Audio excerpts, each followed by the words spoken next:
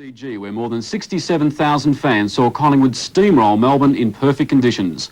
Scores were dead level at half-time, but after the break, the Magpies booted 12 goals to Melbourne's 4 and recorded a convincing 60-point victory. The fans started arriving early for the traditional battle, not for a spot under cover. Simply getting a good spot was hard enough. Although Melbourne had won their last 6 encounters with Collingwood, the Magpie army was there in force.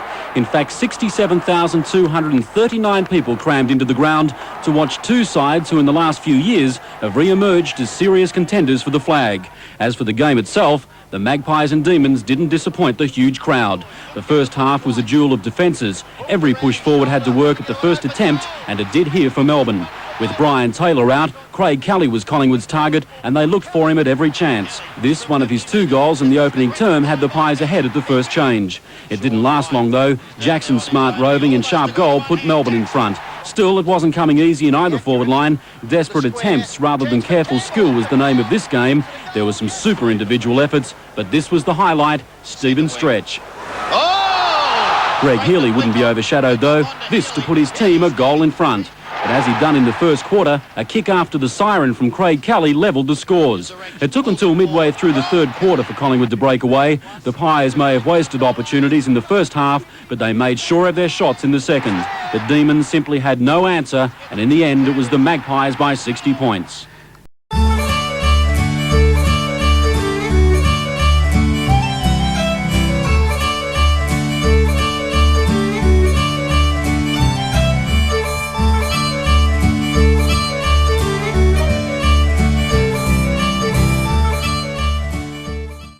Well, the good old Navy Blues, eh? After 6 weeks, they finally got a win, and there'll be a pretty happy team out there. Robbie Walls at last has got a big smile on his face, and of course the little bloke next to me, he's got a grin from ear-hole to ear-hole because Collingwood beat Melbourne. Well, Collingwood broke the Melbourne hoodoo yesterday when they beat the Demons by 10 goals. It was the first time in 7 starts that Collingwood could beat Melbourne.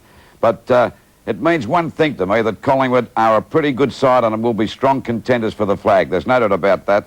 And what about Hawthorn? What a football team. They gave Geelong a 49-point start at half-time and still got up and won. Let's have a look at some of the highlights from yesterday's round. Past rivalries meant little when Melbourne and Collingwood clashed head-on in the match of the day in front of nearly 70,000 people at the M.C.G.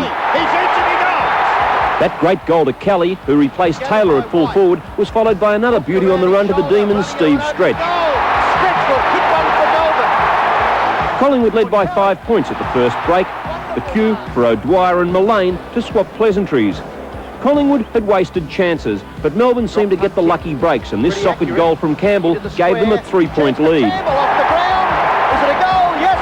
A sensational candidate for Mark of the Year from Stephen Stretch. And then a goal from Healy moved the scores level at half-time. The third quarter was all Collingwood's. First, Mullane on the run. And then, young interchange player Alexander stormed into the game.